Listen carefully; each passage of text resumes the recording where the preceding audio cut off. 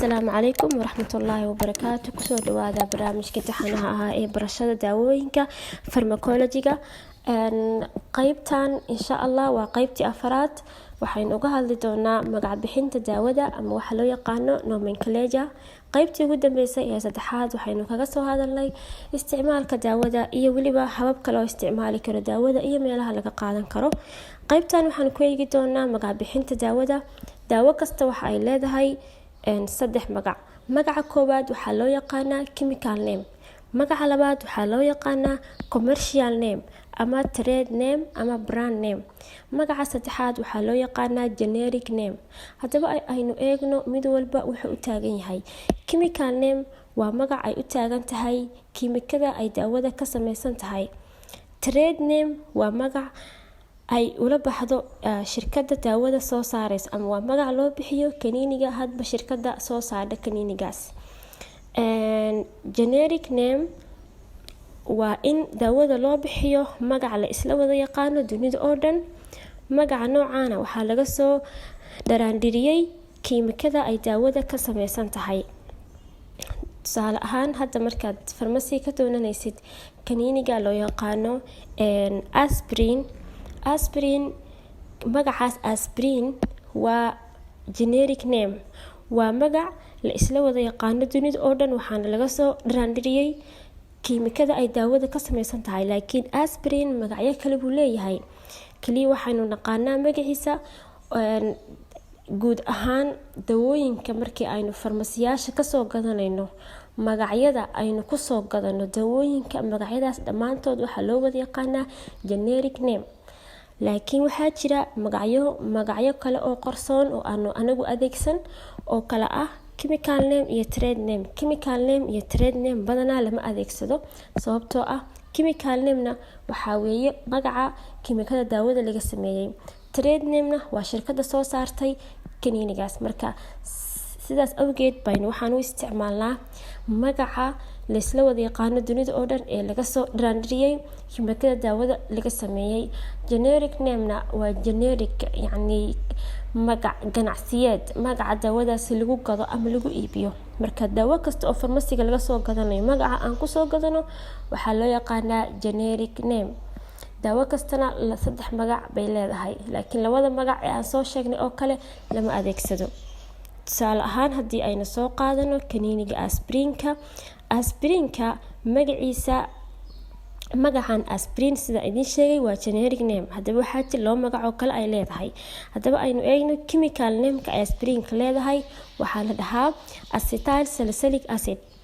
trade name-ka ay leedahay ama shirkadda soo saartay magaceeda ama commercial name-ka ama trade ama brand name-ka, saddexaas magac waa isku mid. haddii aad maqashid trade name, commercial name iyo brand name, saddexaas magacba waa hal wax bay ka hadlayaan. marka commercial name-ka ee aspirinka waxaa loo yaqaanaa disprin. haddaba aynu eegno qiyaasta laga qaadan karo daawada ama qiyaasta. sida aynu ognahay daawo kasta waxay leedahay qiyaas laga qaato. qiyaasta haddii aad ka badisid iyo haddii aad ka yareysidba xanuun bay kuu keeni kartaa ama waad ku xanuunsan kartaa. haddaba waxaa jira 4 qaybood ama 4 qiyaas oo daawooyinka ay kala leeyihiin. waxaa jira wax la dhaho minimum therapeutic dose, waa qiyaasta ugu yar ee laga qaato ama laga isticmaalo daawada. maximum therapeutic dose waa qiyaasta ugu badan ee laga qaato daawada. normal therapeutic dose waa qiyaasta daawada laga qaato ee dhexdhexaadka ah, yacni wax dhexdhexaad oo average ah, aan badnayn aana yareyn. toxic and death dose waa qiyaasta daawada ee lagu sumoobo ama lagu dhinto. marka haddii aynu si fudud u sharaxno kaniiniga madax xanuunka haddii aad maalintii ka qaadatid wax ka badan 1 xabo oo kale ama aad iska badisid waxaa laga yaabaa in aad ku sumoodid. marka kaniini walba ama daawo walba waxay leedahay qiyaas oo dhakhtarku marka uu kuu soo qorayo kaniini ama sharoobo wuxuu ku leeyahay intaas ka qaado. marka taas oo ka tarjumaysa intaa haddaad ka badisid waad ku xanuunsanaysaa, intaa haddaad ka yareysidna xanuunkii laguu siiyey sidii la rabay ugama bogsanaysid. marka daawo walba waxaa fiican qiyaasta dhakhtarka uu ku dhahay ka qaad inaad ka qaadatid. si aadan aad hadhowti dhibaato aadan kala kulmin. wax walbana waxay ku fiican yihiin in dhexdhexaad laga dhigo, inaan la iska badin, inaan la iska yareen. noocyada daawooyinka ay saameynta ku sameyso jirka. daawo kasta markii la qaato jirka saameyn bay ku sameysaa, saameyntaas kala duwan. haddaba waxaa jira noocyo kamida saameynta daawada ay jirka ku sameyso. waxaa jira wax la dhaho therapeutic effect, waa saameynta kala duwan ee daawada ku leedahay jirka. hal daawo ayaa jirka ku yeelan karta saameyn kala duwan. tusaale ahaan aspirinka waxaa loo adeegsadaa in lagu daweeyo qandhada iyo in uu yareeyo xinjirowga dhiiga. side effect iyadana waa daawadu waxay leedahay dhibaatooyin aan la filayn, mid aan waxyeelo lahayn iyo mid waxyeelo leh. yacni daawo kasta waxay leedahay saameyn ama side effect baa jira ay daawo kasta leedahay. saameyntaas waa mid waxyeeladeedu ay aada u tiro badan tahay iyo mid waxyeeladeedu aysan zaa'id ahayn. tusaale ahaan irbada loo yaqaano penicillin wuxuu sababi karaa shoog lama filaana ama xasaasiyad qofka inuu haddii uusan horey u qaadan jirin. dadka waxaa jira irbadaas dadka qaar ku qaba xasaasiyad oo haddii ay irbada qaataan uu jirkooda ay allergy ku kacayo. marka daawo kasta waxay leedahay saameyn caadi ah iyo saameyn maxaa la dhahaa khatar gelin karta ama xaalad khatara ku sababi karta. marka daawo walbana waxaa fiican marka hore aad qaadanaysid inaad dhakhtarka ku siinayo aad weydiisid side effectiga ay leedahay, saameynta ay leedahay iyo weliba waxyaabaha daawadaasi markaad cuntid yacni haddaad iska badisid oo kale iyo haddaad iska yareysid oo kale yacni kugu dhici kara. toxic effect baa jira. saameynta sumowga waxay kordhaan muddo dheer oo loo qaato daawada. tusaale ahaan yacni dawadan haddii aad in badan aad qaadanaysa, masalan tusaale ahaan oo kale dadkeenu waxay aada u isticmaalaan kaniiniga madax xanuunka oo maalintii waxaad arkaysaa qof 5 xabo cunaya. maalin qudha qof 5 xabo kaniiniga oo madax xanuun cunaya. waa tusaale ugu fudud ee hadaan soo qaadano.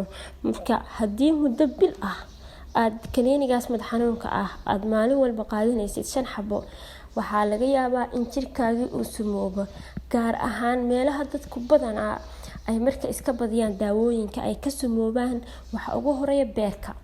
daawo walba oo iska badiyo number 1 waxay saameynaysaa beerka, waayo waa meesha ugu fudud uguna xasaasisan uguna jilicsan haddii la fiiriyo oo daawadu ay kimikaalka ay soo qaban og tahay ama ay saameyn ku yeelanayso kimikada ka sameysan daawada. saan la socono waxaan waa kimikaalo iyo waxyaabo la isku dartaray oo loogu tagalay in aan la iska badan la iskana yareen. waa iyada laftirkeeda baa lagu xanuunsanayaa. daawada laftirkeeda ee aad u qaadanaysid inaad ku caafimaadid baad ku xanuunsan kartaa haddii aad si qaldan u isticmaashid, haddii aad qiyaasteeda iska badisid iyo haddii qaabka lagu dhahay u cun ama u qaado aad khaladid. iyada laftirkeeda baa masalan daawo lagu dhahay afka ka qaado, haddii aad isku jirtid waxaa laga yaabaa weygii ama habkii loogu talagalay daawada inay kugu shaqeyso inay kuu shaqeyn weydo. qofka markuu daawada iska badiyo oo ku sumoobo waxaa lagu gartaa in uu lablaboodo, matag qabto, calooshu xanuunto, inuu shoog ku dhaco waa dhici kartaa xaaladaha qaar. allergic reaction baa jira. daawooyinka qaar waxay leeyihiin oo jirka ku sameeyaan qofka markuu cuno in jirkoodii uu cuncun iyo allergy iyo xasaasiyad uusan horey u qabin isku arko. aan la saadaalin. sida daawooyinka waxaa kamid ah ceftriaxone. markii haddaynu dib ugu laabano toxic effectiga, daawooyinka ugu badan ee toxic effectiga sameeya haddii la iska badiyo waa daawadan loo yaqaano ampicillinka iyo amoxicillinka qalajiyaasha. allergic reactionka daawooyinka ugu badan ee xasaasiyadda ku sameyn kara qofka uusan horey u qabin waa daawadan la dhaho ceftriaxoneka. waxaa jira drug tolerance. dadka qaar si fudud kuma gaaro daawada. dad waxaa jira maanta oo dhan haddii kaniini ay isticmaalayaan oo qiyaastii dhakhtarku usoo qoray ay isticmaalaan in daawada aysan waxba ka tarin. dadkaas tusaale ahaan dadka caba caanaha geela, dadka muqaadaraadka aadka u isticmaala sida xashiishka, sigaarka, alkoholada, waxyaabahan adigu muqaadaraadka oo dhan isticmaala, jirkoodu aad uma qabanayo daawada ilaa in yacni xaddigii iyo qiyaastii loogu talagalay qofkaas in looga badiyo ma ahane. sidaa daraadeed waa in qofka xaddi badan la siiyaa, inta ka badan yacni sida normalka ahayd. drug interaction baa jira. drug interaction waxaa weeye isdhexgalka daawada. marka masalan tusaale ahaan marka laba daawo laysku daro waxqabadkooda ayaa la yidhaahdaa drug interaction, isla qaadashada laba daawo, si labada daawo ay howlgalkooda u firfircooni u yeesho. marka tusaale ahaan waxaa kamid a markii laysku daro paracetamol iyo ibuprofen, waa laba daawo, labadaba waa laba xanuun baabi'iyaal weeye, laakiin waxaa kala duwan awooda iyo firfircoonida jirka ay saameynta jirka ay ku yeelanayaan. labada daawo waxaa xoog badan oo qofka hadduu uu xanuun hayo uu xanuunka dhaqso ka bi'in kara. markii loo eego surcada ibuprofenka way ka surco badan tahay, wayna ka xoog badan tahay marka loo eegayo paracetamol. laakiin haddii labadooda la isku daro labadii daawo way isla falgalayaan, markaasna meeshii waxaa ka dhalanaya firfircoonaan iyo daawada inay si dhaqso ah jirka u saameyso oo qofkii uu xanuunka uu cunay ka bo'o. waxaa ka dhasha firfircooni badan, qofkii wuxuuna dareemayaa haddii uu xanuun hayay inuu xanuunkii uu ka raystay. insha allah maanta cashirkii qaybtii 4 ee pharmacology-ga halkaas buu inoo joogi doonaa. waa inoo qaybta xigta iyo fiidiyoga soo socda insha allah. waxaan idinkaga tegayaa assalaamu calaykum waraxmatullaahi wabarakaatu. haddii aad muuqaalka ka heshay fadlan subscribe, like and share.